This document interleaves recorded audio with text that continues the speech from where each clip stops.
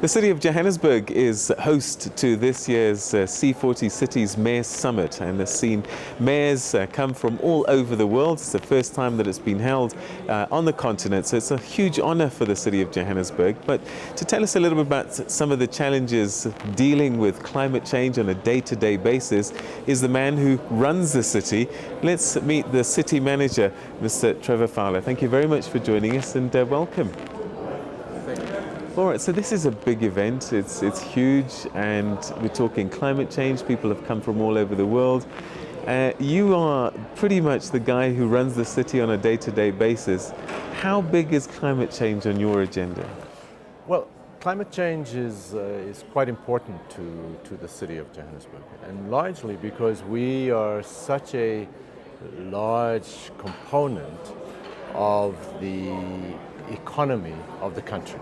And as you know, nationally, there's an objective to reduce our carbon emissions by 34% by 2020 and 42% by 2025.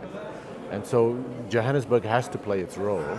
And we've been a part of the C40 since its inception, and looking at how to address climate change issues. So climate change, in fact, will have an impact on events, normal climatic events. So you'll have much more intense rainfalls, floods that will occur. They would have droughts would be much more intense, and preparing for that is one of the programs in the climate change agenda. But it's also a part of what the city has done in developing our Joburg 2040 strategy. The concept of climate change has been put into that agenda. So as we address the day-to-day issues of the city, we're also looking at climate change. So we don't separate it between providing basic services for people, addressing the needs of the poor, looking at food security, those kinds of issues are just as important as addressing the long-term impacts of climate change. What is the impact for a city like Johannesburg if we don't address these climate change challenges that you're talking about? What kind of a city will we have in the future so that people understand just how important this subject is? Because sometimes I think we get a sense that people think this is some highfalutin idea that exists out there somewhere. What would be the impact for us not having climate change strategies for a city the size of Johannesburg? Well, let's make it relatively, to link it to the program that government has had, both nationally, provincially, and also locally. The question of electrification is really about addressing also climate change, because if you don't electrify communities, people will burn coal, they'll cut down trees, and as a consequence, will have an impact on the environment. But coal in particular, in Johannesburg, has been a real health issue. So 50% of children were born with asthma because of the impact of emissions from coal fires, etc., in all of our townships. And as you probably know, if you were to visit the townships 4 or 5 years ago, or maybe a little longer, you would find that you couldn't go there at night because of the smoke. I mean, I shouldn't say you couldn't go there at night. You could go there at night, but you wouldn't see very well. So if you didn't know the neighborhood, you'd get lost. And that's one of the things that's really started to change. So it has a direct impact on people's lives now.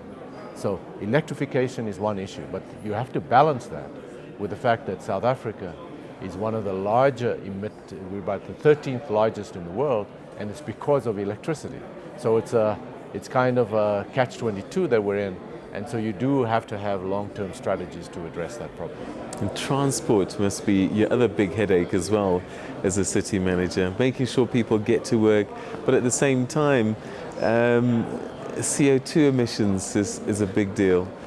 How do we build a transport system that meets the needs of your citizens, but at the same time, carbon footprint is an issue that we need to deal with?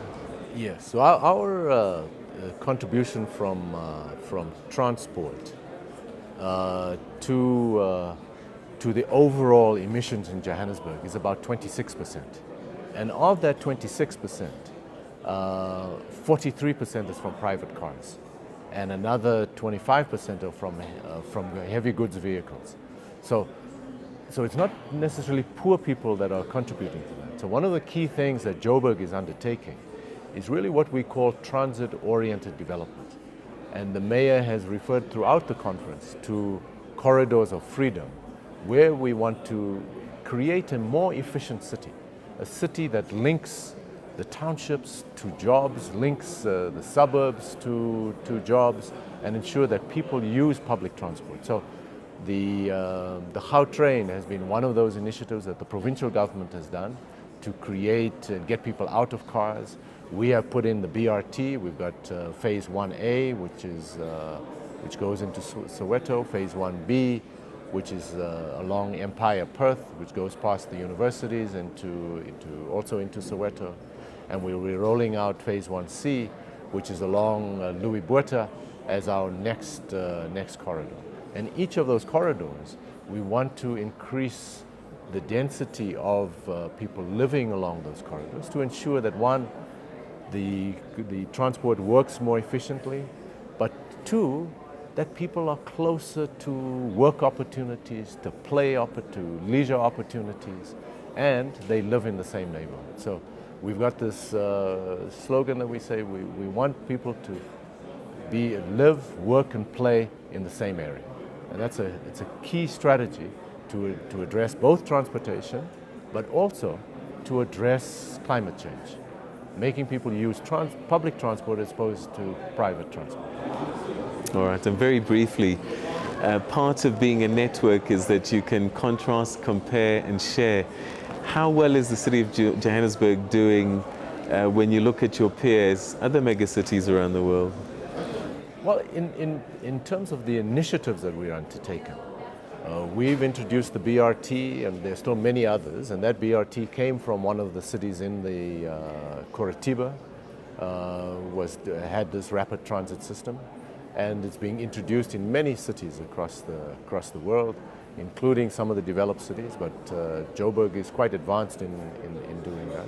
So we're doing fairly well on many of these initiatives, and so that we can address these issues of climate change, but also when you talk about the transport corridors, it's also addressing inequality of the apartheid system that created that the poorest of the poor live the furthest from the jobs, and as a result they spend 50 or to 60% of their money on food and transport. So it's also about putting disposable income in people's pockets. That's really one of the key issues, and our network helps us to do that. We work with other cities, they give us ideas as to how to better achieve these goals. All right, City Manager of the host city for 40 Cities Mayor Summit, Trevor Fowler, thank you very much for joining us and sharing your thoughts with us. Well, thank you, Peter, for the opportunity to speak to your audience. It's really been a privilege, and we're really proud to be able to host 40 out of 50 of the largest metros in the world.